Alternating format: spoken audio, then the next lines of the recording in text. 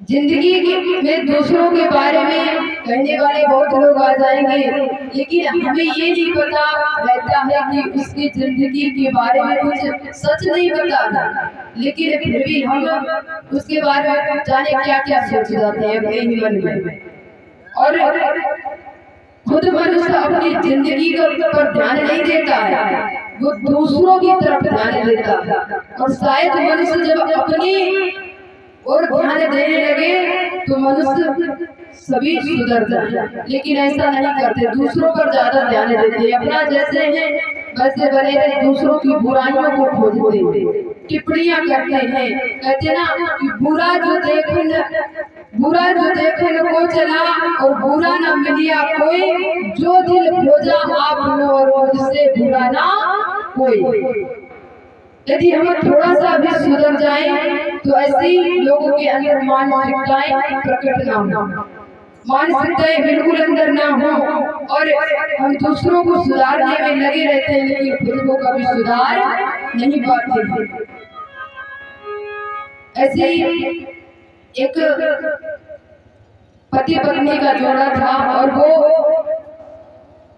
एक ट्रेन में यात्रा कर रहे थे, डिब्बे में बैठे हुए थे। तो उसी डिब्बे में एक लड़का लगभग 19-20 साल का होगा, और जब वो 19-20 साल का था तो उसी जहाँ पति पत्नी का जोड़ा बैठा था, तो उसी डिब्बे में वो अपने पिता के साथ जो 19-20 साल का लगभग लड़का वो भी बैठे थे।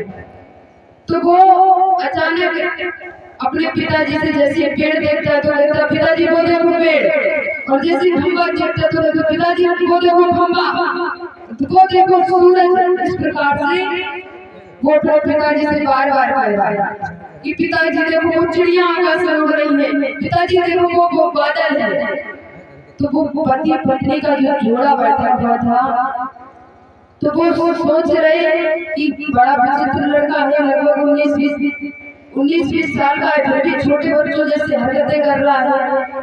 तो उनको बड़ा बुरा लग रहा है जब वो ऐसा कर रहा।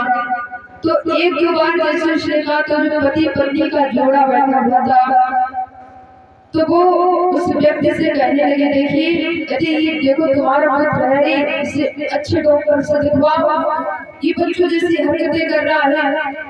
लेकिन जब उसके पिता ने जैसी पति पत्नी की बात को सुना, कहने लगे